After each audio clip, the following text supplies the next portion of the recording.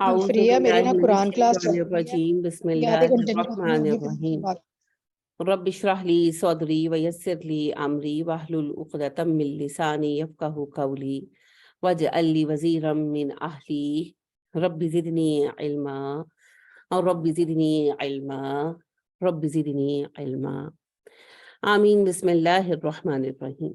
सूरह निसा हम पढ़ रहे हैं और हमने आयत नंबर 3 तक पढ़ा था, जिसमें अल्लाह सुब्हानहू तआला ने ये पाबंदी लगाई कि एक मर्द 4 से ज्यादा शादियां नहीं कर सकता।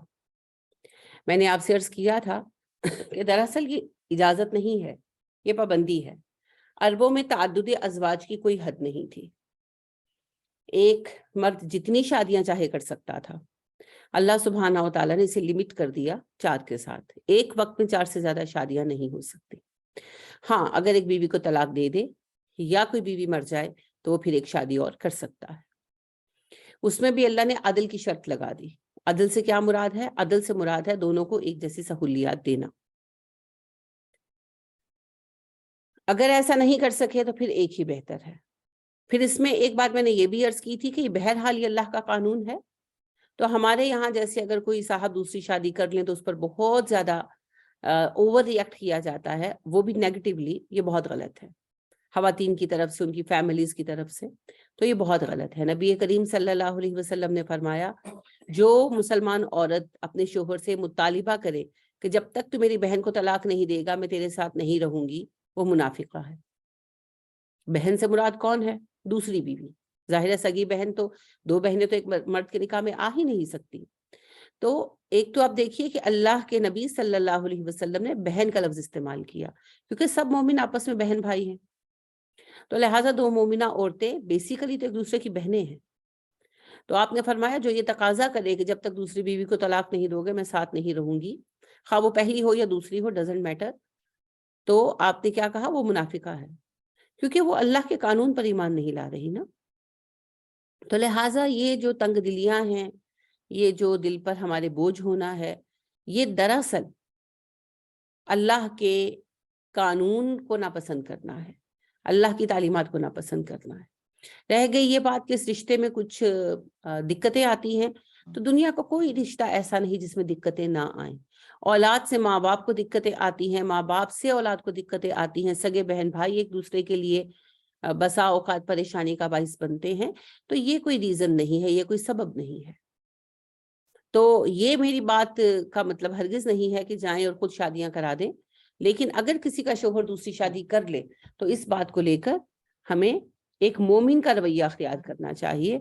और मोमिन का रवैया है समीना व अतौना, मैंने सुना और मैंने माना। लिहाजा अल्लाह का कानून है तो बस है। दूसरी बात यह है कि जब आप तकदीर पर यकीन रखते हैं तो फिर अल्लाह पर भरोसा करें। मुआज बिन जबल रजी अल्लाह ताला अन्हु कहते हैं, मैं नबी करीम सल्लल्लाहु अलैहि वसल्लम के साथ खच्चर पर सवार था, आपके पीछे बैठा था। आपने मुझसे कहा, है मुआज, अगर सारी दुनिया तुझे नफा पहुंचाना चाहे तो नहीं पहुंचा सकती सिवाय उसके जो तेरे अल्लाह ने तेरे लिए मुकद्दर कर दिया, और अगर सारी दुनिया तुझे नुकसान देना चाहे तो नहीं दे सकती सिवाय उसके जो तेरे रब ने तेरे लिए मुकद्दर कर दिया।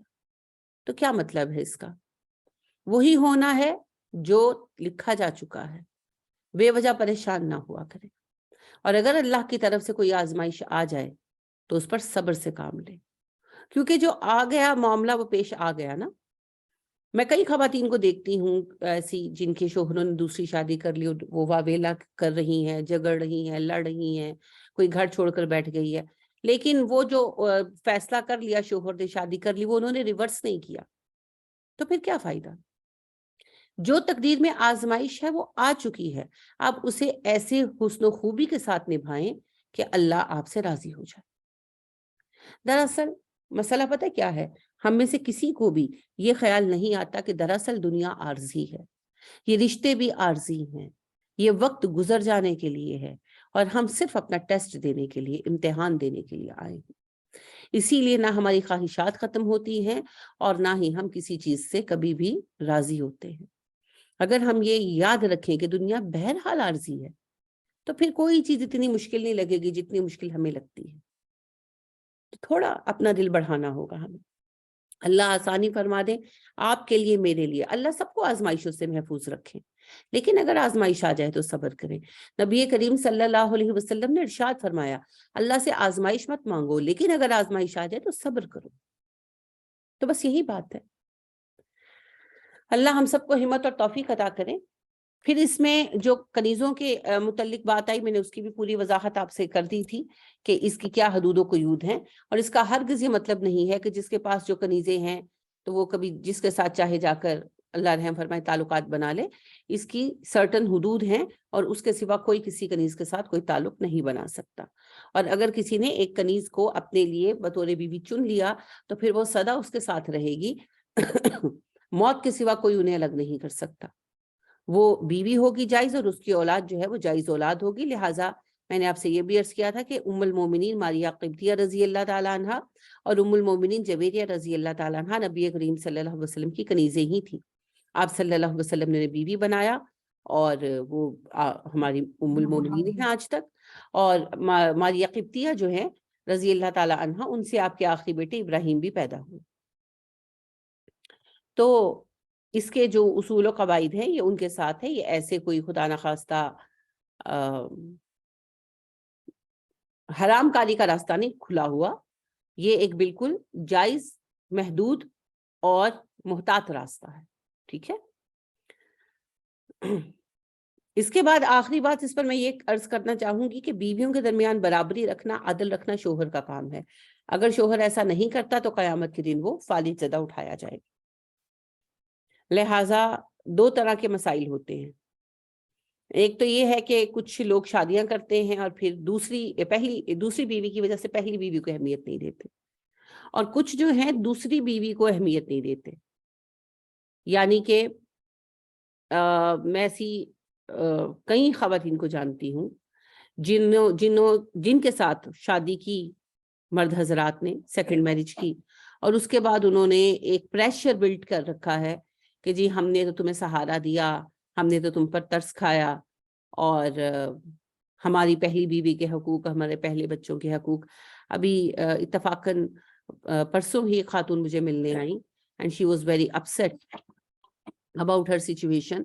وہ سیکنڈ وائف ہے اپنے شوہر کی، اور انہوں نے پرپوز کیا، شادی کی، اور اس کے بعد اب ان کا یہ فرمانا ہے کہ آپ کا مجھ پر کوئی حق نہیں ہے. میں نے آپ کو سہارا دینے کے لیے، چھت دینے کے لیے شادی کی تھی، تو اب آپ کا مجھ پر کوئی حق نہیں ہے. مجھ پر حق صرف میرے پہلی بیوی بچوں کا ہے. تو میں نے تو آپ کے ساتھ ایک احسان کا رویہ کیا، تو آپ کو میرا اور مجھ سے زیادہ میری پہلی بیوی کا شکر گزار ہونا چاہیے کہ نیکی میں انہوں نے میرا ساتھ دیا. اب یہ عجیب لاجک ہے بھئی، نیکی کا شوق آپ کو چڑھا تھا، آپ شکر گزار ہوں اپنی بیوی کے. یہ بالکل غلط سوچ ہے. اگر کوئی شخص کسی خاتون سے سیکنڈ میرج کرتا ہے، یعنی کہ اس کی پہلی بیوی موجود ہے، وہ سیکنڈ میرج کرتا ہے، تو یہ اس کا آزاد فیصلہ ہے. اور بیوی پہلی ہو یا دوسری، دونوں کے برابر کے حقوق ہیں. پہلی بیوی اگر یعنی موجود ہیں اور دوسری شادی کر رہے ہیں صاحب، تو اس میں ایک تو خیر قربانی والی کوئی بات نہیں ہے. اور اگر بیوی نے قربانی دی تو اس کا احسان شوہر کے سر پر ہے، دوسری بیوی کے سر پر نہیں.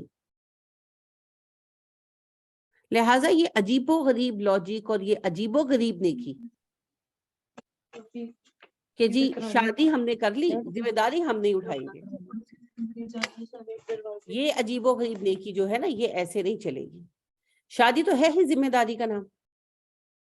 تو شادی خواہ پہلی ہو، شادی خواہ دوسری ہو، جس عورت سے نکاح کیا اس کی ہر چیز کا ذمہ دار شوہر ہے. گھر کا، نان و نفقے کا، بچوں کا، اور بیماری کا، اس کے سوشل سٹیٹس کا، ہر چیز کا. تو دونوں ہی چیزیں غلط اور حرام ہیں. اگر آپ دونوں کو نہیں رکھ سکتے، دونوں کا حق نہیں دے سکتے، تو مت کریں شادی. ایسی لولی لنگڑی نیکی اللہ کو درکار نہیں ہے، اور نہ اپنے آپ کو خوش فہمی میں مبتلا کرنا چاہیے. نبی کریم صلی اللہ علیہ وسلم نے اپنی سب بیویوں کو باہم برابر رکھا، اور بیویوں کے پہلے شوہروں سے موجود بچوں کو بھی پالا. تو یہ تو خیر ایک عام مسئلہ رہا ہے کہ بھئی نئی شادی کی تو نئی ینگ بیوی کے پیچھے پرانی بیوی کو نظر انداز کرنا شروع کر دیا. اب میں نے فریکوینٹلی اوپر نیچے 5 مختلف شادیوں میں یہ مسئلہ دیکھا ہے کہ شادی کر لی اور جس نئی بیوی کو لائے ہیں اس کو نہیں پوچھتے اور اس کو جو ہے یعنی کہ انفیریئر سمجھتے ہیں یا کہتے ہیں اور اس پر یہ احسان رکھتے ہیں کہ ہم نے تمہیں سہارا دیا. تو دونوں ہی باتیں غلط ہیں جی. دونوں میں سے جو بات بھی کی جائے گی وہ غلط ہوگی. تو لہٰذا وہ سے پوچھ رہی تھی باجی کس کا حق زیادہ ہے, پہلی بیوی کا کہ دوسری بیوی کا؟ بتائیں کون بتائے گا؟ پہلی بیوی کا حق زیادہ ہے کہ دوسری بیوی کا؟ کون بتائے گا؟ ہینڈ ریز کریں, جلدی جلدی کیا کریں, اتنا کیوں سوچتے ہیں؟ روحان آپ بتائیں.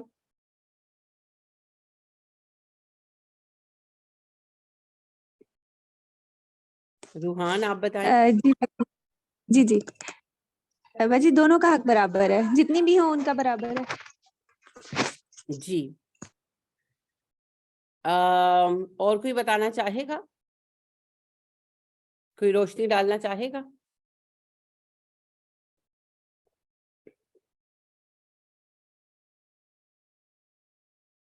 رائے دیتے ہوئے اتنا گھبرایا نہ کریں, بات کیا کریں.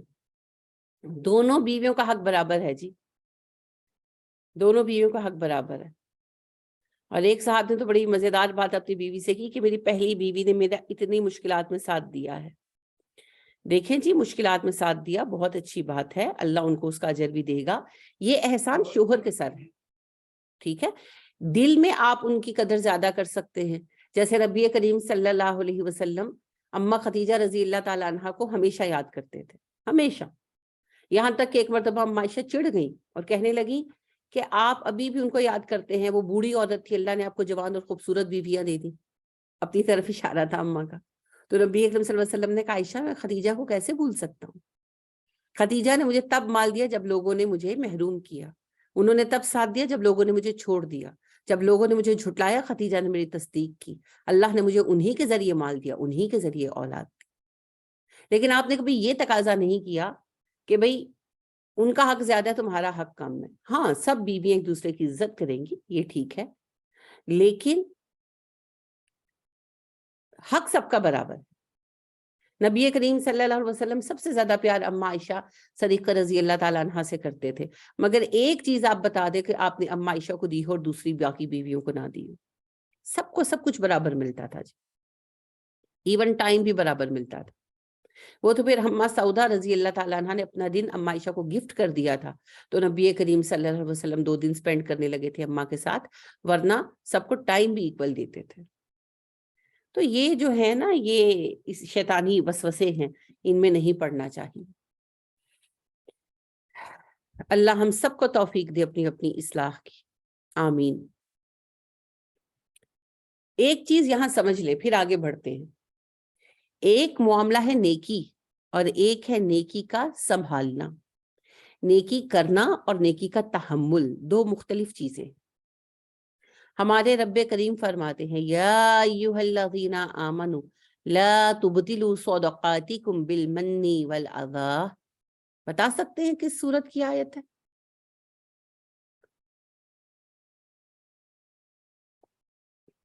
بقرہ. اور اللہ پھر مزید فرماتے ہیں چند آیتوں کے بعد, یا ایھا الذین آمنوا یا ایھا الذین آمنوا لا تبطلوا اعمالکم بالمن والاذی. اے ایمان والو اپنے اعمال ضائع نہ کرو احسان جتا کرو رضیت دے کر. تو ایک خاتون سے شادی کی سہارا دینے کے لیے, ایک نیت ہی سے کی. اب بعد میں اس کو اٹھتے بیٹھتے سنا رہے ہیں ہم نے تمہیں سہارا دینے کے لیے شادی کی, ہم نے تمہیں سہارا دینے کے لیے شادی کی. تو اذیت ہے نا, احسان جتانا ہے نا. تمہیں تو شکر گزار ہونا چاہیے. بھئی اگر آپ نے نیکی کی تو اپنے لیے کی. سورۃ المؤمنون میں اللہ سبحانہ و تعالیٰ فرماتے ہیں میرے بندے ایسے ہیں کہ جب کوئی نیکی کرتے ہیں تو سامنے والے کو کہتے ہیں شکریہ بھی مت کہو, don't say thank you even. ہمیں وہ بھی نہیں چاہیے, ہم نے تو اللہ کی رضا کے لیے کیا. تو اگر نیکی کا مقصد ہے تو پھر کسی کے ساتھ کوئی احسان نہیں ہے ہی نہیں سرے سے، کیونکہ میں تو اپنا بھلا چاہتی ہوں۔ لہذا اگر کوئی خاتون بھی ہمت کر کے اپنے شوہر کی دوسری شادی کرواتی ہیں تو پھر بعد میں اس کا تحمل پیدا کریں۔ جتا دینے سے نیکیاں ضائع ہو جاتی ہیں۔ ہم اپنے ہاتھ سے خرچے ہوئے پیسے اور اپنی سروسز کو اپنی زبان سے آگ لگا دیتے، اور یہ خواتین میں تو بہت ہے۔ فار ایگزامپل سسرال، ساس سسر کی خدمت کی سسرال میں، اب نہیں ایکسیپٹ کیا زبان سے، نندوں نے، دیوروں نے، جیٹھوں نے، ہوتا ہے نارملی، نہیں منہ سے نہیں مانتے، دل میں آتا بھی ہے کہ انہوں نے بہت کیا ہے مگر منہ سے نہیں مانتے، تو پھر اٹھتے بیٹھتے میں تے انا کیتا ہے، نن تے کدی کیا ہی نہیں۔ بچوں کو بھی بیٹھ کر بتانا میں یوں کرتی تھی، یوں کرتی تھی، یوں کرتی تھی، تمہاری دادو یوں کرتی تھی، تمہارے دادا یوں کرتے تھے، تمہارے چاچو نے یہ کبھی نہیں مانا، تمہارے ابو نے کبھی نہیں مانا۔ یعنی کہ اتنا جتاتے ہیں کہ جب تک آخری ذرہ اس نیکی کا ضائع نہ ہو جائے اس کا ذکر کرتے ہی رہتے۔ بے وقوفی کی بات ہے۔ کس کے لیے کام کر رہے ہیں؟ لوگوں کے لیے کر رہے ہیں تو چھوڑ دے، مت کریں۔ اور اگر اللہ کے لیے کر رہے ہیں تو پھر اللہ سب جانتا ہے، وہ سب دیکھتا ہے، اور مزہ یہ ہے کہ وہ قیامت کے دن کہے شاباش، بہت اچھا کام کر کیا، ویل ڈن۔ لوگوں کا کیا ہے؟ آج آپ کی تعریف کر رہے ہیں، کل آپ کو برا بھلا کہیں گے، کل برا بھلا کہیں گے، پرسوں پھر تعریف کرنا شروع ہو جائیں گے۔ لوگوں کی رائے تو بدلتی رہتی۔ یعنی ایون نبی کریم صلی اللہ علیہ وسلم کے پاس ایک صحابہ ہے، دیہاتی تھے، اجڑ تھے، کہنے لگے اللہ کے نبی میری کچھ مدد کیجیے۔ آپ نے اسے کچھ پیسے وغیرہ کچھ دیا تو کہنے لگا اتنا تھوڑا، آپ کتنے بخیل آدمی ہیں، میں کتنی امید لے کر آپ کے پاس آیا تھا، آپ کا دل تو بہت تنگ ہے، معاذ اللہ آپ کو کہنے لگا۔ تو صحابہ اپسیٹ ہو گئے، ان کے موڈ آف ہو گئے۔ آپ اس کا ہاتھ پکڑ کر اندر لے گئے، اس کو اور پیسے دیے، اس کی ضرورت زیادہ ہوگی۔ اب وہ کوئی شہر کا ویل بیہیوڈ بندہ نہیں تھا کہ آپ کو یہ کہتا کہ میرا کام نہیں ہوتا، یا یعنی کہ کوئی ان سویٹ وے، ان نائس وے آپ سے بات کرتا۔ وہ جڑ تھا، اس سے صاف ہی دیہاتی تھا، صاف ہی کہہ دیا کہ آپ تو ایسے ہیں اور آپ تو ایسے۔ اچھا، آپ صلی اللہ علیہ وسلم اسے اندر لے گئے، اسے اور پیسے دیے، اتنے دیے کہ وہ خوش ہو گیا۔ تو کہنے لگا آپ بہت اچھے ہیں، آپ کا چہرہ کتنا روشن ہے، آپ کا دل کتنا بڑا ہے، آپ کا ہاتھ کتنا کھلا ہے، آپ کتنے فیاض ہیں۔ آپ مسکرائے، آپ نے کہا یہ باہر آ کر میرے ساتھیوں سے بھی کہہ دو۔ تو باہر آ کر اس نے کہا صحابہ کے سامنے بھی یہ سب کچھ، اور پھر چلا گیا۔ آپ مسکرا رہے تھے، آپ نے صحابہ سے کہا اس بندے کی اور میری مثال ایسے ہے جیسے ایک مالک ہو اور اس کی اونٹنی ہو۔ اونٹنی جو ہے وہ سرکش ہو کر بھاگی تو لوگ اس کے پیچھے واویلا کرتے ہوئے دوڑنے لگے، تو مالک نے کہا تم چھوڑ دو، میں اپنی اونٹنی کو خود ہی سنبھال لوں گا، اور اسے جو ہری ہری گھاس دکھائی تو اونٹنی واپس آ گئی۔ سمجھ گئے نا آپ کہ آپ نے اس کو اللہ کے بندے کو مال دیا اور وہ خوش ہو گیا۔ ایک عام آدمی کا یہی لیول ہوتا ہے، اس لیول سے بہت کم لوگ اٹھ پاتے ہیں۔ یہ نیچر ہے انسان کی، جیسے بچہ ہوتا ہے نا، وہ ناراض ہو جاتا ہے، روٹ جاتا ہے یا سرکش ہو جاتا ہے، آپ اسے کوئی چیز دے دیتے ہیں وہ مان جاتا ہے۔ تو جب تک انسان کا شعور نہیں بلند ہوتا، انسان کا لیول یہی رہتا ہے۔ آپ کی کام والیوں کے ساتھ اکثر آپ دیکھتے ہوں گے ایسا ہوتا ہوگا، ان کا موڈ خراب ہوتا ہے، آپ کسی چیز سے منع کر دیں، باجی میں دال لے جاؤں، آپ کہیں نہیں، موڈ خراب ہو جاتا ہے۔ اچھا، اگلے دن آپ اس کو دیکھتے ہیں اس کا موڈ خراب ہے، اس کو کچھ دے دیں، کوئی پیسے دے دیں یا کوئی چائے کا کپ بنا دیں، تھوڑی سی کوئی چیز دے دیں، اس کا موڈ ٹھیک ہو جاتا ہے۔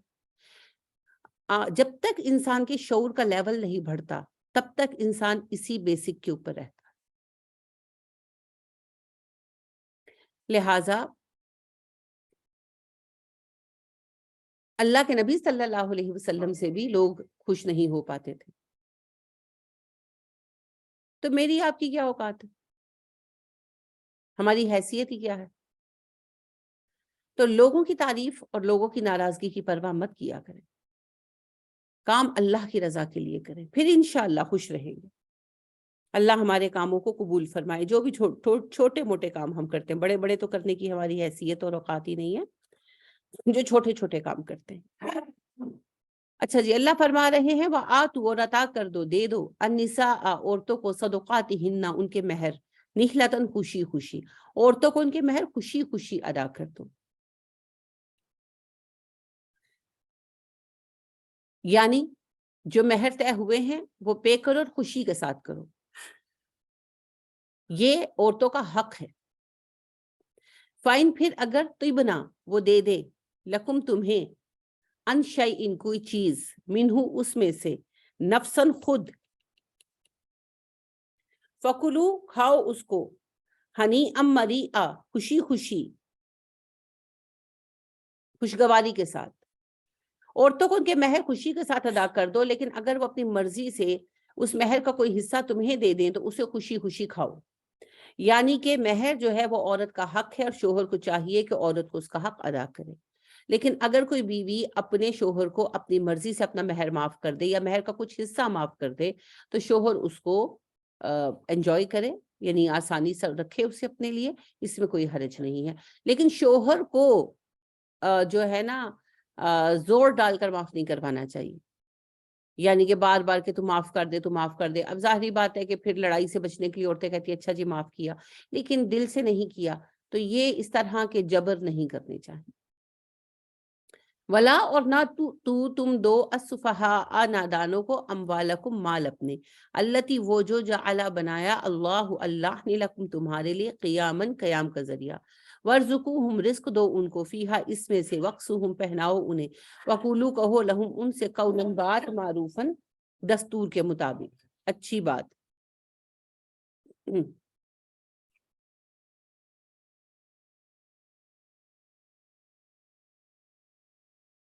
اللہ سبحانہ و تعالیٰ بہت ہی اہم نصیحت جو ہے وہ ہمیں فرما رہے ہیں.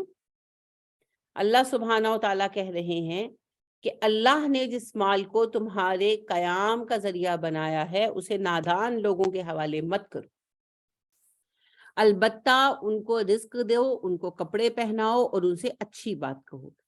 دیکھیں، ایک تو جو کاروبار ہوتے ہیں ان پر فیملیز کا انحصار ہوتا ہے، اس کے علاوہ ہر کاروبار جو ہے وہ معیشت کا حصہ ہے نا. معیشت کا انحصار مختلف کاموں پر ہی ہے. تو اگر ایک کاروبار ہے اور اس کو آگے جس کو ٹرانسفر ہونا ہے، یعنی کہ جو وارث ہے، ابا دیکھ رہے ہیں کہ ان کا بیٹا جو ہے جس کو آگے کاروبار جانا ہے وہ فہم والا نہیں ہے. اس کی کئی شکلیں ہو سکتی ہیں، کسی کا انسین ہونا، کسی کا مجنون ہونا، کسی کا مینٹلی ریٹارٹڈ ہونا، اپنی عمر سے پیچھے رہ جانا، یا پھر اس کے علاوہ یہ ہونا کہ کوئی شخص جو ہے وہ سمجھدار نہ ہو، یعنی کہ وہ دیوانہ نہیں ہے، وہ کسی دماغی مرض میں مبتلا نہیں ہے، لیکن وہ ویسے ہی بے وقوف ہے. بعض لوگ ہوتے ہیں نا بہت سادہ طبع ہوتے ہیں، لوگ ان کو لوٹ جاتے ہیں، اس میں فہم نہیں ہے اور باوجود کوشش اور تجربے کے نہیں آ رہا. پھر اس کے علاوہ کوئی بری عادت بھی ہو سکتی ہے، جیسے پیسہ بہت ہے تو شراب کی لت پڑ گئی خدا نہ خواستہ، جوئے کی لت پڑ گئی، نشے کی عادت پڑ گئی اللہ نہ کرے، یا جو ہے وہ وومنائزر ہو گیا، کوئی کچھ بھی ہو سکتا ہے، یو نیور نو. تو اب اگر کوئی ایسی علت نظر آ رہی ہے اور پتہ چل رہا ہے کہ کاروبار اس کے ہاتھ میں گیا تو یہ ڈبو دے گا، تباہ کر دے گا، تو اللہ کہتے ہیں ایسے نادانوں کو کاروبار مت دو، ان کا خرچہ مقرر کر دو. وَارْزُقُوهُمْ فِيهَا وَاكْسُوهُمْ، انہیں کھلاؤ، ان کو پہناؤ، یعنی کہ ان کا خرچہ فکس کر دو، ان کی ضروریات پوری ہوں اس میں سے. ٹھیک ہے؟ تو اسی پر وقف علی اولاد کا اصول ہے اسلام میں، کہ اگر کسی کی اولاد نااہل ہے یا کوئی ایسا مسئلہ ہے تو وہ اپنی اولاد کے لیے وقف بنا سکتا ہے کہ انہیں خرچہ ملتا رہے گا. جب ایک سٹیج پر آ کر ہر نسل ختم ہوتی ہے، تو جب میرا خاندان ختم ہو جائے گا، کوئی وارث باقی نہیں رہے گا، تو یہ پیسہ جو ہے یہ پھر چیریٹی پہ جائے گا. جیسے فیروز سنس جو ہے یہ وقف علی الاولاد ہے، تو یہ پھر ایک اچھا اور عمدہ طریقہ ہے. تو اللہ نے کہا کہ ان کو پھر وراثت نہ دو، تو کوئی بھی ان میں سے ریزن ہو سکتی ہے. وَقُولُوا اور کہو لہم ان سے قولاً بات معروفاً اچھی، اور ان سے اچھی بات کہو. اب یہ بات ایک تو باپ بھی کر سکتا ہے، اور اگر کوئی یتیم بچے ہیں اور ان کا مال جو ہے وہ نگرانی میں ہے، کسی کی گارڈین ہے ان کا، اور وہ بچے واقعتاً ایسے ہیں، ان میں سے کسی نہ کسی سبب سے وہ نااہل ہیں، تو پھر ان کا مال ان کو نہیں دیا جائے گا. ان کے لیے اخراجات وغیرہ مقرر کیے جائیں گے اور گارڈین مقرر کیا جائے گا. ٹھیک ہے؟ اور ان سے کہو اچھی بات، دستور کے مطابق ان سے بات کرو. معروف کا مطلب ہوتا ہے جو پراپر بات ہے، ان کے ساتھ پراپر بات کرو، انہیں سمجھاؤ اور ان کو ان کا پراپر حق دو. ٹھیک ہے؟ اور ان سے عمدہ طریقے سے بات کرو. یہ نہیں کہ جواب نہیں دینا، ٹال مٹول کرنا. جیسے ہم لوگ نا چیزوں کو فیس نہیں کرتے تو ہم کہتے ہیں اچھا دیکھیں گے، کر لیں گے. اگر وہ جائیداد مانگے، بات کریں، کیونکہ ظاہر جائیداد ہے تو ارد گرد والے 10 لوگ ہوتے ہیں جو زور لگاتے جاؤ اپنی جائیداد لے کر آؤ، تو پھر ان کو پراپر طریقے سے سمجھائیں. ٹھیک ہے، کیونکہ یہ لیگل میٹر ہے، اسے لیگلی سالو کرنا چاہیے. وَابْتَلُوا اور آزماؤ الیتامہ یتیموں کو، حتیٰ یہاں تک کہ اذا جب وہ بلغ پہنچ جائیں ان نکاح نکاح کی عمر کو، جب یتیم بالغ ہو جائیں اور ان نکاح کی عمر کو پہنچ جائیں تو انہیں آزماؤ. آزمانے سے مراد یعنی کہ ان پر نظر رکھیں. آزمانے سے مراد یہ نہیں ہے کہ کوئی آپ نے راکٹ سائنس ٹیسٹ لینا ہے ان کا، یا ان کا آئی کیو لیول چیک کرنا ہے. ایک معمولی بات، نارمل جو ہے، آپ دیکھیں ان کا فہم کیسا ہے، سمجھدار ہے. اب آپ کا رب خود فرما رہا ہے فَإِن پھر اگر آنستم تم پاؤ منہم ان میں رشدن سمجھ بوجھ، اگر تم ان میں رشد پاؤ تو دیکھیں بالغ ہونا، عاقل ہونا اور پھر راشد ہونا، رشد ہونا. رشد کیا ہے؟ راشدہ سے ہے. کیا ہوتا ہے راشین دال رشد؟ رشد ہوتا ہے معاملہ فہمی، صحیح فیصلہ کرنے کی عقل. ایک تو یہ ہے نا کہ ایک اچھا فیصلہ کیا، سوچ سمجھ کر کیا. اللہ کے حکم سے کوئی آزمائش آ گئی، وہ تو کسی پر بھی آ سکتی ہے. بڑے سے بڑا تاجر ڈوب سکتا ہے، وہ تو کوئی اتنی بات نہیں ہے. لیکن ایک بندے کا ہر فیصلہ ہی بے وقوفانہ ہو تو پھر نہیں، پھر اسے جائیداد نہیں ملے گی. لیکن اگر اس میں سمجھ بوجھ پاؤ، رشد پاؤ، معاملہ فہمی ہو، معاملات کا فیصلہ کرنے کی قوت ہو، سوچ سمجھ کر فیصلہ کرنے کی صلاحیت ہو، فَادْفَعُوا عَلَيْهِمْ أَمْوَالَهُمْ پھر انہیں ان کے مال واپس کر دو، پھر انہیں ان کے مال واپس کر دو. اگر یتیم بچے بڑے ہوں اور ان میں اہلیت نہ ہو تو مال واپس نہیں کیے جائیں گے، خرچہ مقرر کیا جائے گا، ان کی دیکھ بھال کی جائے گی. پھر اگلی جنریشن بڑی ہو اور وہ اہل ہو تو اس کو دے دیا جائے گا ان کا مال. اور اگر وہ فہم والے ہیں، عاقل ہیں، بالغ ہیں اور اس کے ساتھ ساتھ معاملہ فہم ہے تو ان کا مال انہیں واپس لوٹا دیا جائے گا. وَلَا تَأْكُلُوهَا نہ تم ان کا مال کھاؤ اسرافاً زیادتی کرتے ہوئے، وبدارن اور جلدی کرتے ہوئے، ان کے یکبرو وہ بڑے ہو جائیں گے. ان کا مال اسراف کرتے ہوئے، جلدی کرتے ہوئے مت کھا جاؤ کہ وہ بڑے ہو جائیں گے. کیا مطلب ہے؟ وہی واضح بات اللہ فرما رہے ہیں کہ اس خوف سے کہ یہ بچے کل کو بڑے ہو کر اپنا مال لے جائیں گے تو جتنا ہم استعمال کر سکتے ہیں کر لے، لہٰذا جلدی جلدی تیزی کے ساتھ مال خرچ کر لو. کہیں یعنی کہ کوئی سونا بنوا کے رکھ لو، بیٹی کی شادی میں لگا دو، کہیں کہ بھئی ہم اس مال میں سے میکسیمم یوز کر لیں. اللہ کہتے ہیں ایسا مت کرنا، ایسا مت کرنا، کیونکہ یتیموں کا مال ہے، ضائع نہیں ہونا چاہیے اور اس کا غیر ضروری استعمال نہیں ہونا چاہیے. جو گارڈین ہوتا ہے نا یتیم کا، وہ پیسے استعمال کر سکتا ہے، یعنی وہ اپنا خرچہ لے سکتا ہے. ظاہری بات ہے جو گارڈین ہے وہ کاروبار دیکھے گا، بچوں کی بھی جو ہے وہ ذمہ داری لے گا اور سارے فرائض اپنے جو ہے وہ پورے کرے گا. تو اس میں وہ اپنا ٹائم دے رہا ہے، and time is everything, time is money. تو وہ اس بات کا حق رکھتا ہے کہ اسے اس بچے کے مال میں سے، جبکہ وہ صاحب مال ہے، انہیں تنخواہ دی جائے ایک گارڈین کی طرح. آپ دیکھیں کہ کاروبار کا مینیجر کیا تنخواہ ڈیزرو کرتا ہے، کاروبار کس نوعیت کا ہے، کس پیمانے کا ہے. اور اس کے بعد پھر بچوں کی اگر کوئی رکھا جاتا اٹینڈنٹ تو اس کو بھی تو تنخواہ ملتی نا. تو اس اعتبار سے جس درجے کا کاروبار ہے، جتنا اچھا کام ہے، اس کے اعتبار سے اس کی جو ہے تنخواہ مقرر کی جائے گی، ایک انچارج کی حیثیت سے، ایک نگران کی حیثیت سے، اور وہ اس کو لے سکتا ہے، اس میں کوئی حرج نہیں ہے. اور جو بچے ہیں زیر نگرانی، یتیم بچے، ان کا خرچہ بھی وہ ان کے مال میں سے لے گا اور کرے گا، یہ اختیار ہے اس کے پاس. اب اللہ یہ فرما رہے ہیں کہ ظاہر مال تو گارڈین ہی کے بس میں ہے نا، تو وہ ایسا نہ کرے کہ دھوکہ دہی کے ذریعے ان کا مال جلدی جلدی استعمال کر کے ختم کر دے کہ کل کو بڑے ہو جائیں گے تو اپنا مال لے جائیں گے. ومن جو کانا ہو غنین بے نیاز فلیستعفف اسے چاہیے عفت اختیار کرے، یعنی بچ جائے. عفت کا مطلب ہوتا ہے دامن بچانا. تو جو تو غنی ہو، بے نیاز ہو، وہ تو دامن ہی بچا لے. یعنی ایک بندہ ہے، مسٹر اے ہیں، ان کا اپنا کاروبار ہے اور ان کے بھائی مسٹر بی کا بھی اپنا کاروبار ہے. مسٹر بی فوت ہو گئے اور اپنے بچے پیچھے چھوڑ کے مسٹر اے کو انچارج بنا دیا گیا, گارڈین بنا دیا گیا مسٹر بی کے کاروبار کا. اب مسٹر اے اپنا کاروبار بھی دیکھتے ہیں, مسٹر بی کا کاروبار بھی دیکھتے ہیں. انہوں نے آگے مینیجر وغیرہ رکھا ہوا ہے, سپرویژن خود کرتے ہیں. ان کا اپنا کاروبار بھی بہت اچھا چل رہا ہے, انہیں پیسوں کی ضرورت نہیں ہے. تو اللہ سبحانہ و تعالیٰ فرماتے ہیں فَلْيَسْتَعْفِفْ, ایسا بندہ دامن بچا لے, یتیم کا مال نہ کھائے, احسان کا رویہ اختیار کرے. ومن, اور جو کانا ہو فقیرن محتاج, فلیاکل, اسے چاہیے کہ کھائے بالمعروفی, دستور کے مطابق. جو محتاج ہو تو اسے چاہیے کہ وہ دستور کے مطابق کھا لے. یعنی کہ مسٹر اے جو ہیں وہ نوکری پیشہ آدمی ہیں, اور مسٹر بی جو ہیں ان کے بھائی ہیں اور ان کا اپنا کاروبار ہے, کھاتے پیتے آدمی ہیں. اب مسٹر بی فوت ہو گئے, ان کے بچے چھوٹے ہیں, مسٹر اے کو ان کا نگران بنا دیا گیا. اب مسٹر بی کے کاروبار کی دیکھ بھال کے لیے مسٹر اے کو اپنی جاب چھوڑنی پڑی. اب مسٹر اے اپنی فیملی کہاں سے چلائے بھائی؟ تو پھر مسٹر بی کے کاروبار کو دیکھنے کے عوض ان کی تنخواہ مقرر کی جائے گی, کاروبار کی نوعیت اور پھیلاؤ کے مطابق, اور وہ اس تنخواہ سے اپنا گھر چلائیں گے, ان کا حق ہے. تو اللہ فرما رہے ہیں جو محتاج ہو وہ لے لے. کیسے لے, کتنا لے؟ بالمعروف, دستور کے مطابق. دستور کیا ہے؟ ظاہری بات ہے اس کا انحصار ہے, کاروبار کون سا ہے, انکم کتنی ہے, ذمہ داری کتنی ہے, ان سب چیزوں کو دیکھ کر ہی طے کیا جائے.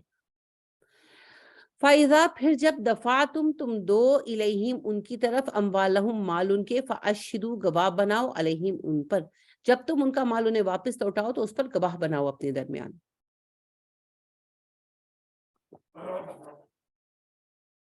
جب یتیموں کا مال واپس کیا جائے تو اس پر گواہی قائم کی جائے.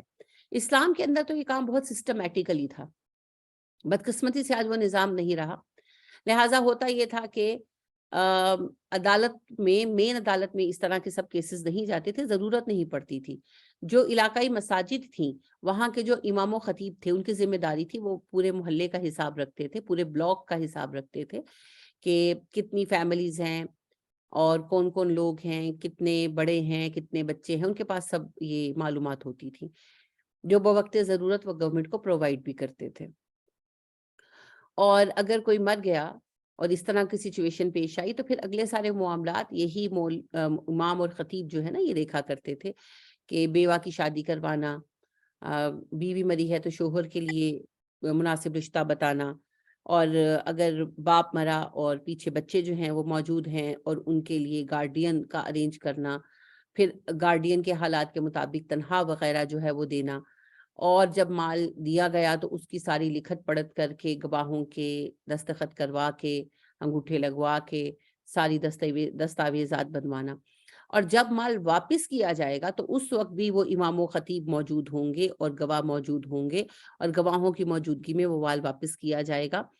مال سے مراد ضروری نہیں چیز ہی ہو, کاروبار کے حساب کتاب ہے نا, وہ سارے لیجر وغیرہ چیک کروا کر کے بھئی اتنا پیسہ تھا, اس عرصے میں اتنا پروفٹ ہوا, اتنا لاس ہوا, اب اتنا پیسہ ہے, اتنی چیز ہے, اتنا سٹاک ہے, یہ رہا آپ کا سارا کام. تو وہ پھر گواہوں کی موجودگی میں واپس کیا جائے گا. کیوں؟ تاکہ بعد ازاں کوئی رپھڑ نہ پڑے. یہ بھی ہو سکتا ہے کہ جو بچے زیر کفالت رہے اب وہ فساد ڈال دے, ان کو کوئی بہکا دے کہ بھئی تمہارا مال کھا گیا. یہ بھی ہو سکتا ہے کہ گارڈین کی نیت خراب ہو جائے, کچھ بھی ہو سکتا ہے. تو ہر دو طرف کی سیفٹی کے لیے یہ ضروری اور مناسب ہے کہ گواہوں کا انتظام کیا جائے, دو گواہ جو ہیں وہ قائم کیے جائیں. وَكَفَى بِاللَّهِ حَسِيبًا, اللہ ہی کافی ہے حساب لینے کے لیے. یہ تو نظام بنایا گیا ہے دنیا کے معاملات کو چلانے کے لیے, اور لوگوں کو بددیانتی سے روکنے کے لیے, اور لوگوں کی حق تلفی روکنے کے لیے. ورنہ اصل بات کیا ہے؟ وَكَفَى بِاللَّهِ حَسِيبًا, اللہ کافی ہے حساب لینے کے لیے. کہ ایک مومن کو تو اسی بات کا ڈر کافی ہے کہ اللہ نے حساب لینا ہے. للرجالی, مردوں کے لیے, نصیب, حصہ ہے, مما, اس میں سے جو ترکہ چھوڑ جائیں, الوالدون, والدانی, ان کے والدین, والاقربون, اور رشتہ دار. مردوں کے لیے حصہ ہے اس مال میں سے جو ان کے والدین اور قریبی رشتہ دار چھوڑیں. وللنساء, اور عورتوں کے لیے نصیب, حصہ ہے, مما, اس میں سے جو ترکہ چھوڑ جائیں, الوالدانی, والدین, والاقربون, اور رشتہ دار. عورتوں کو اس میں سے حصہ ملے گا جو ان کے والدین اور رشتہ دار چھوڑ جائیں. یہاں بنیادی بات کیا بتائی جا رہی ہے؟ مردوں کا بھی حصہ ہے اور عورتوں کا بھی. عربوں میں عورتوں کا حصہ نہیں مانا جاتا تھا، جیسے ہمارے یہاں بھی نہیں مانا جاتا. تو احد میں 70 افراد ماشاءاللہ شہید ہوئے. تو ظاہر ہے 70 گھرانوں میں وراثت کے مسائل بھی پیدا ہوئے. تو حضرت سعد رضی اللہ تعالیٰ عنہ بھی شہید ہوئے. تو ان کی بیٹیاں تھی، بیٹا نہیں تھا. تو عرب کے دستور کے مطابق ان کے بھائی جو تھے انہوں نے ان کی جائیداد ٹیک اوور کر لی. اور بھابھی نے جب کہا کہ میری بچیاں یتیم ہیں، ان کا حصہ، تو کہنے لگے کہ عورتوں کا حصہ نہیں ہوتا. عربوں کا دستور تھا اس ٹائم کا نا. تو وہ اپسیٹ ہوئی بہت، اپنی بیٹیوں کو لے کر نبی کریم صلی اللہ علیہ وسلم کے پاس آئی. 3 بچیاں تھیں ان کی، تو چھوٹی چھوٹی تھی بیچاری. تو ان کو لے کر آئی، کہنے لگے اللہ کے نبی صلی اللہ علیہ وسلم، یہ 7 کی بیٹیاں ہیں جو آپ کے ساتھ احد میں شہید ہو گئے.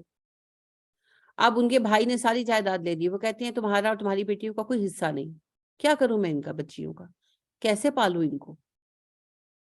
آپ صلی اللہ علیہ وسلم چپ رہے اور پھر وراثت کے قوانین آ گئے. تو پہلی بات اسٹیبلش فرمائی اللہ سبحانہ و تعالیٰ نے، مردوں کا بھی حصہ ہے وراثت میں اور عورتوں کا بھی حصہ ہے وراثت میں. آپ کو یہ پتا ہونا چاہیے کہ وراثت کا حق عورت کو 19th سینچری میں ملا ہے یورپ میں، اور اسلام نے 1400 سال پہلے یہ حق دے دیا تھا. الحمدللہ مردوں کا بھی حق ہے، عورتوں کا بھی حق ہے. کس کا حق کتنا ہے اب اللہ خود ہی بتا دیں گے. مما اس میں سے جو قلہ قلیل ہو، منہ اس میں سے، او یا پھر کثورہ زیادہ ہو، چاہے وہ مال زیادہ ہو یا کم.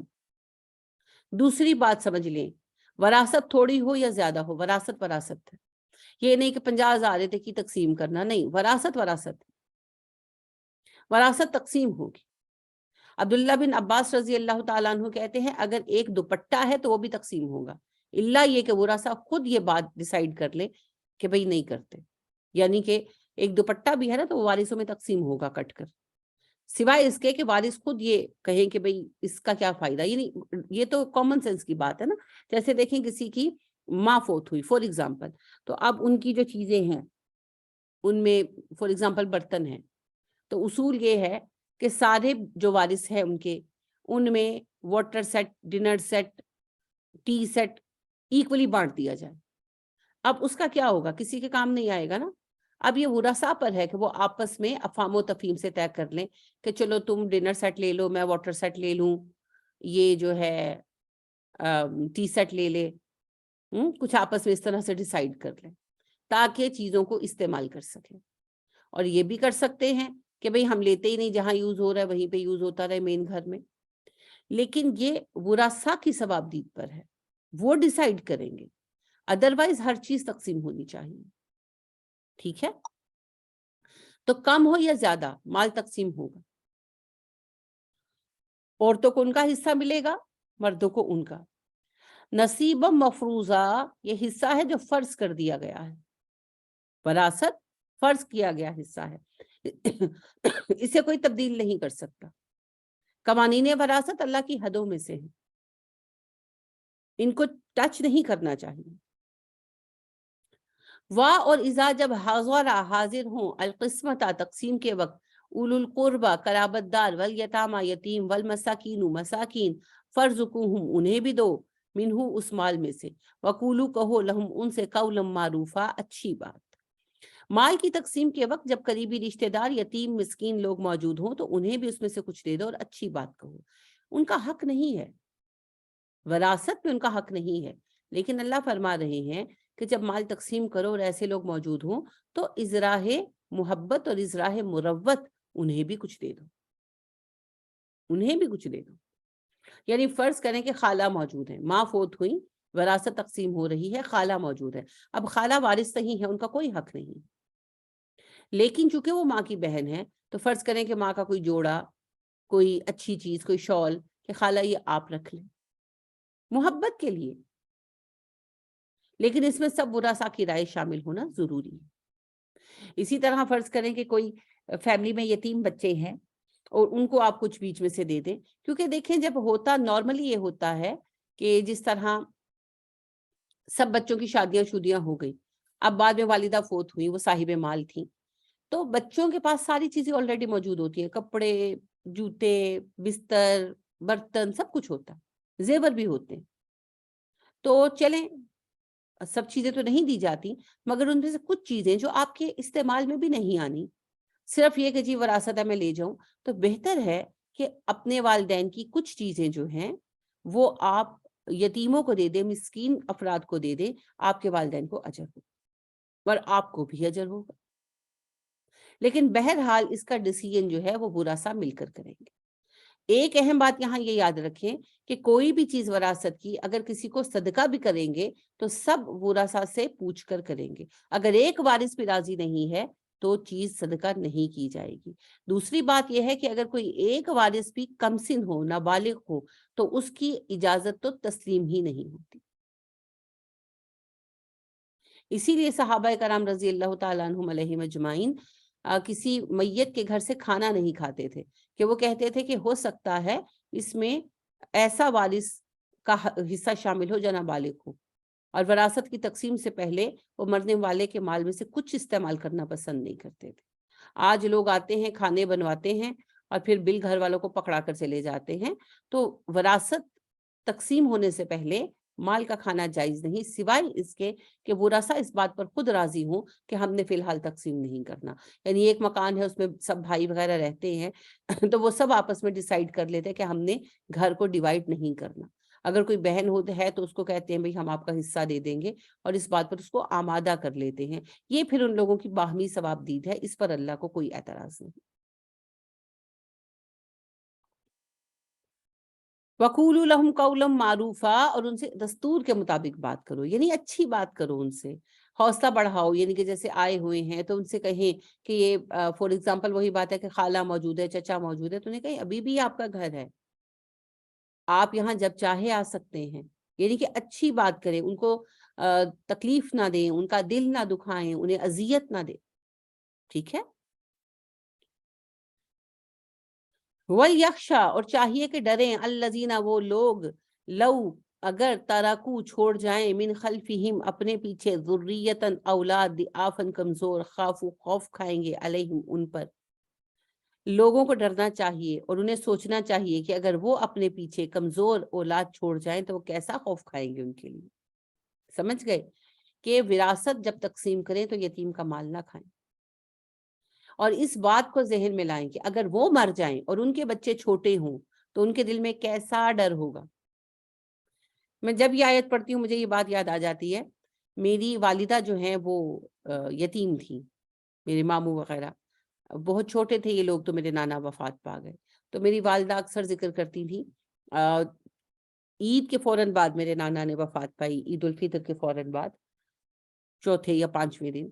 تو میری والدہ کہا کرتی تھی کہ رمضان تھا تو میرے نانا یعنی میری امی کے والد بہت بیمار تھے، تو وہ میری امی کی دادوں سے کہنے لگے کہ بچوں کے کپڑے بنوا دیں عید کے لیے. تو ظاہر ہے وہ ماں تھی، بہت فکر مند تھی، بیٹا بہت بیمار تھا، تو وہ کہنے لگی کہ بن جائیں گے کپڑے بھی، تم کیوں فکر کر رہے ہو. تو وہ کہنے لگے نہیں امی ان کو کپڑے بنوا دیں. کیا پتا میرے بعد کبھی انہیں کوئی بنوا کر بھی دے گا کہ نہیں. تو پھر یتیمی کا جب وقت آیا تو واقعی ان کا کہا سچ ثابت ہوا، کون بنوا کر دیتا.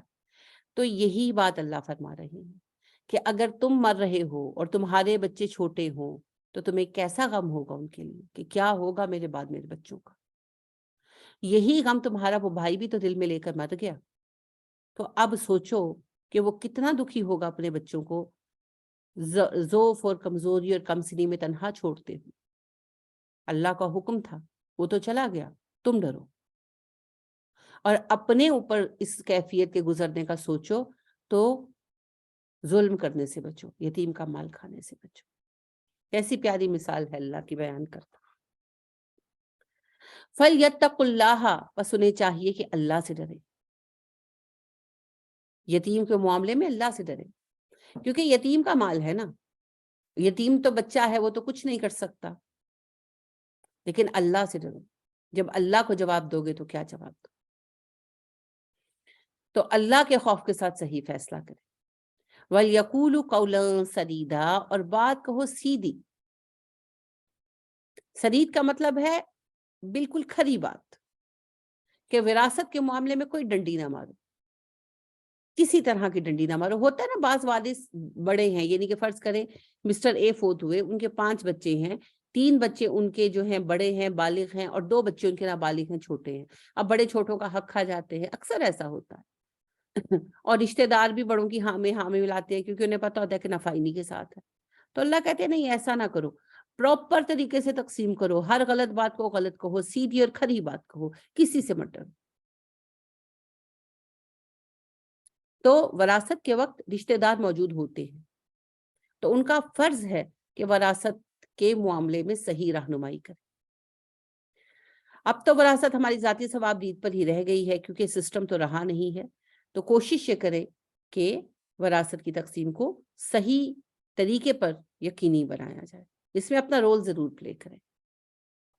हमारा जिम्मा है बलागुल मुबीन, कोई ना माने तो उसकी मर्जी, लेकिन बलाग तो करें, क्योंकि कई दफा लोगों को पता ही नहीं होता। इन्नल लजीना, बेशक वो लोग जो याकुलूना खाते हैं, अम्वालल यतामा, यतीमों का माल, जुल्मन जुल्म के साथ, इन्नमा बेशक वो याकुलूना खाते हैं, फी बुतूनिहिम अपने पेटों में, नारन आग, अल्लाहुम्मा इन्नी औज़ु बिका मिन अज़ाबिन नार। जो लोग यतीमों का माल जुल्म करके खा जाते हैं, वो अपने पेटों में आग डालते हैं। इससे ज्यादा क्या बात हो सकती है? जिसने जहन्नुम की आग खा ली, वो तो जहन्नुम ही का ईंधन बनेगा। नबी करीम सल्लल्लाहु अलैहि वसल्लम फरमाते हैं, 2 गुनाह ऐसे हैं जिसका नतीजा दुनिया में भी देखना पड़ता है। एक वालिदैन की नाफरमानी, और दूसरा यतीम का माल खाना। तो ये बहुत बड़े गुनाह हैं जी, ये बहुत बड़े गुनाह। अक्सर औकात ऐसा होता है कि हम किसी मसले में फंसे होते हैं, वो हल ही नहीं होता, तो जरा गौर करें कि किसी यतीम का कोई हक तो नहीं मारा, किसी अपने रिश्तेदार बच्चे का ही, ना फहमी में ही सही। अच्छा, सिर्फ माल खाने की बात नहीं है, हुस्न सलूक ना करना भी उसकी हक तलफी है ना, अगर हम कर सकते हैं तो। नबी करीम सल्लल्लाहु अलैहि वसल्लम ने फरमाया, मेरी उम्मत का सबसे अच्छा घर वो है जहां कोई यतीम बच्चा रखा गया और उसके साथ हुस्न सलूक किया गया, और मेरी उम्मत का सबसे बदतरीन घर वो है जहां कोई यतीम बच्चा रखा गया और उसके साथ बदसलूकी की गई। आप सल्लल्लाहु अलैहि वसल्लम ने फरमाया, यतीम के साथ हुस्न सलूक करो, कुछ ना कर सको तो शफकत से हाथ ही फेरो, कि इनके कम से कम हुस्न सलूक से बात ही कर लो, प्यार ही कर लो। बाज़ औक़ात सिर्फ प्यार की जरूरत होती।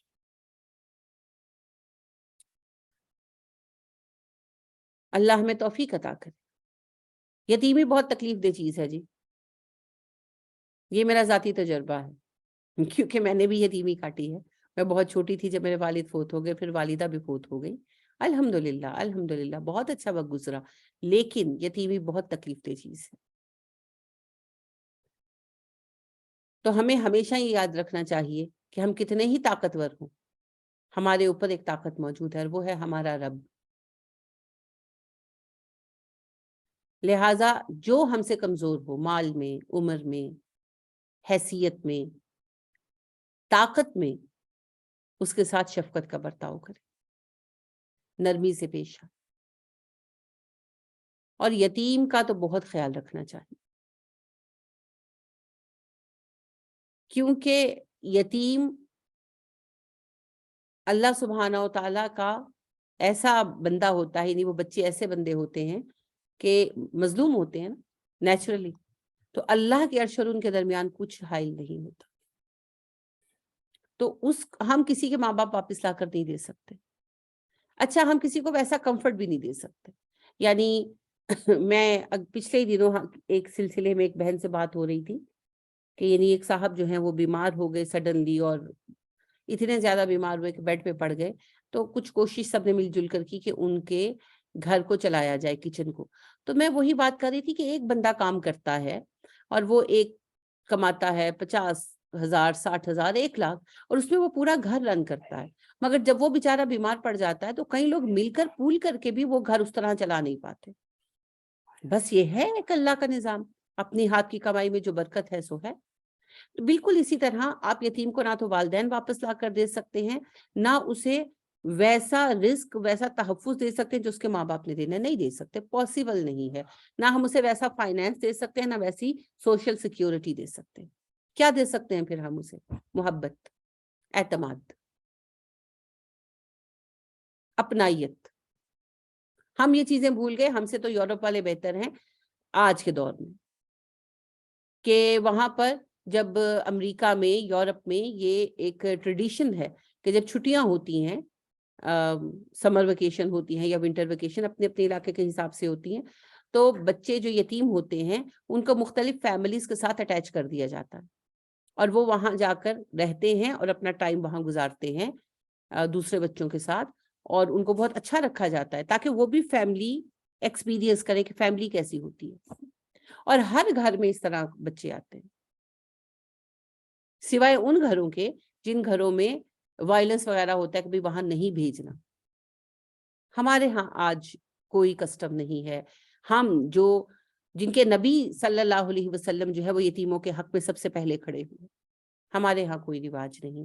ہم تو اپنے فیملی کے یتیم بچوں کو نہیں پوچھتے، بلکہ بدقسمتی سے زیادہ تر یہ ہوتا ہے کہ اگر کوئی دعوت ہے، کچھ ہے، تو جو اس طرح یتیم بچے ہوتے ہیں، بیوہ عورت ہوتی ہے، اس کو بلایا نہیں جاتا. اور نبی کریم صلی اللہ علیہ وسلم نے فرمایا سب سے بدترین دعوت وہ ہے جس میں امیر رشتہ دار بلا لیے جائیں اور غریبوں کو نظر انداز کر دیا جائے. نبی کریم صلی اللہ علیہ وسلم نے کئی ایسی بیویوں سے شادی کی، یعنی آپ کی کئی بیویاں ایسی تھیں جن کے پہلے شوہروں سے بچے تھے اور آپ نے پالے. خاص طور پر ام سلمہ رضی اللہ تعالیٰ عنہا کا تذکرہ کروں گی کہ ابو سلمہ نے جب وفات پائی تو آپ صلی اللہ علیہ وسلم نے ام سلمہ کو نکاح کا پرپوزل دیا. تو انہوں نے کہا کہ جی میں آپ سے شادی نہیں کرنا چاہتی. آپ نے کہا کیوں؟ تو انہوں نے کہا جی ایک تو ابو سلمہ کے بعد میرا دل نہیں مانتا کسی دوسرے کے ساتھ فزیکل ریلیشن بنانے کو. آپ نے کہا یہ بات اب نارمل ہے، میں اللہ سے دعا کروں گا اللہ آپ کو نارمل کر دے. انہوں نے کہا جی دوسری بات یہ ہے کہ میرے بچے ہیں کہیں اور آپ پر بڑا بوجھ پڑ جائے گا میرے بچوں کا. آپ نے فرمایا میں بچوں کی خاطر تو آپ سے شادی کرنا چاہتا. تو آپ کے زیر نگرانی جو ربیب اور ربیبہ تھے، یعنی جو آپ کی بیویوں کے ایسے بچے تھے جو پہلے شوہروں سے تھے، آپ نے ان سب کو پالا. صرف یہی بات نہیں ہے، اس کے علاوہ 14 مختلف یتیم بچے تھے جنہیں آپ صلی اللہ علیہ وسلم نے زیر نگرانی لے رکھا تھا، اور وہ آپ کے ساتھ رہتے تھے، کھاتے تھے، پیتے تھے. آج ہم لوگ ذرا اپنے اوپر غور کریں. تصور ہی کوئی نہیں ہے، تصور ہی کوئی نہیں ہے. کتے بلیاں پال لیں گے، انسان کا بچہ نہیں پال سکتے. اگر آپ گھر میں نہیں رکھ سکتے تو کم از کم کفالت لے لے زمین. کفالت کا مطلب یہ ہوتا ہے کہ بچہ کسی آرفنیج میں پل رہا ہے تو آپ اس کا سارا خرچہ اٹھا لیں اور ٹائم ٹو ٹائم اس کو لے آئیں، کبھی یعنی کہ ویکنڈ پہ لے آئیں، اس طرح کچھ اس طرح کے، اس کو پتا چلے کہ اس کا بھی کوئی ہے. یہ بہت بڑی نیکی ہے جی، بہت بڑی نیکی. اور ہم کر سکتے ہیں اگر کرنا چاہیں تو. بہرحال اللہ فرماتے ہیں کہ جو یتیم کا مال کھائے گا وہ اپنے پیٹ میں جہنم کی آگ بھرے گا. اللہ ہمیں معاف کر دے. اور ہمارے ہاں تو بس کیا کہا جائے، عجیب ہی نظام ہے. اللہ ہمارے بچوں پہ رحم کرے، اللہ ہم پہ رحم کرے، اور اللہ ہمیں ہدایت عطا فرمائے. آمین. وَسَيَصْلَوْنَ سَعِيرًا، ان قریب وہ بھڑکتی ہوئی آگ میں جھلسائے جائیں گے. یسلا ہوتا ہے جھلسانا باقاعدہ، تو اللہ کہتے ہیں انہیں بھڑکتی ہوئی آگ میں. سعیر ہوتا ہے وہ آگ جو بار بار بھڑکے. تو کبھی آپ سردیوں میں الاؤ وغیرہ جلائیں تو آپ دیکھتے ہیں نا کہ آگ میں جب آپ لکڑیاں جھونکتے ہیں بار بار تیز ہوتی ہے، شعلے اوپر اٹھتے ہیں، اسے سعیر کہتے ہیں. تو اللہ کہتے ہیں کہ انہیں آگ میں جھلسایا جائے گا کیونکہ انہوں نے یتیم پر ظلم کیا. تو ہو سکتا ہے کہ دنیا میں کسی یتیم کا مال کوئی کھا لے، ہو سکتا ہے کہ اس سے وہ نفع اٹھا لے، ہو سکتا ہے کہ بڑے پیسے اس کے پاس آ جائیں، لیکن ایک دن تو مرنا ہے، ایک دن تو اللہ کے حضور جانا، ایک دن تو جواب دینا. اس دن کیا ہوگا؟ اور ایک بار یہ سوچیں، یعنی اگر کبھی کوئی آزمائش ہو ہی جاتی ہے، ہم انسان ہیں، اگر سامنے کوئی آزمائش آ ہی جاتی ہے اور کوئی یتیم بچے کی کسٹڈی آ جاتی ہے، فرض کریں وہ بہت مالدار ہے اور شیطان ہے، نفس ہے، دل میں لالچ آتا ہی ہے، تو ایک بار وہ سوچیں جو آپ کے رب نے کہا ہے کہ اگر میں مر جاؤں اور میرا بچہ چھوٹا ہو تو مجھے کیسا غم ہوگا اس کے لیے، کیسا غم ہوگا.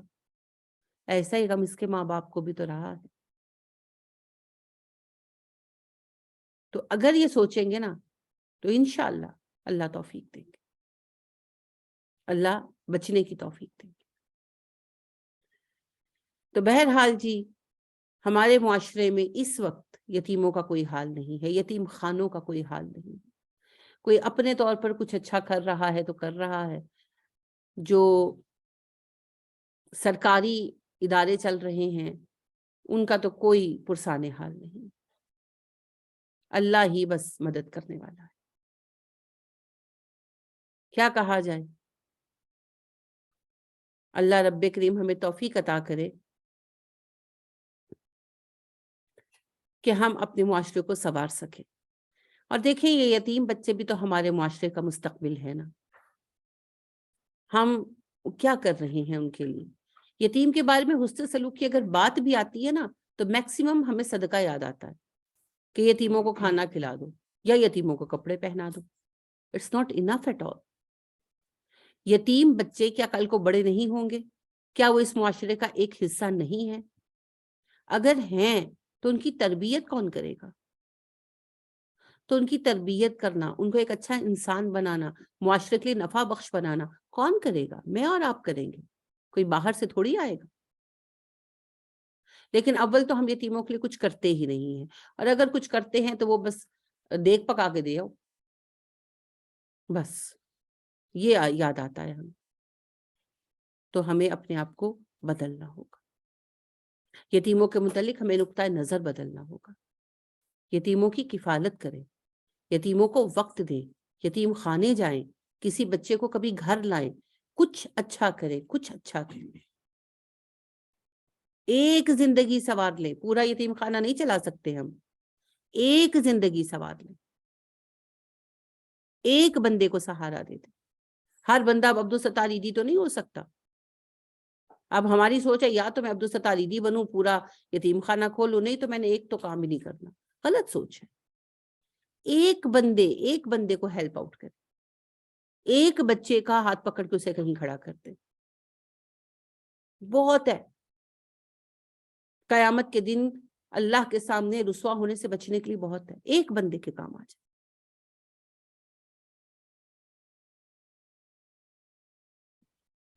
تو اللہ سبحانہ و تعالی ہمیں اس کی توفیق عطا فرمائے۔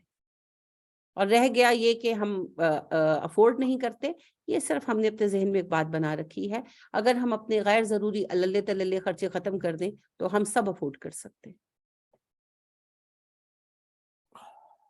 تو اللہ ہمیں اس کی توفیق عطا فرمائے، آمین ثم آمین۔ کوئی سوال آپ پوچھنا چاہیں یا کوئی بات آپ کہنا چاہیں؟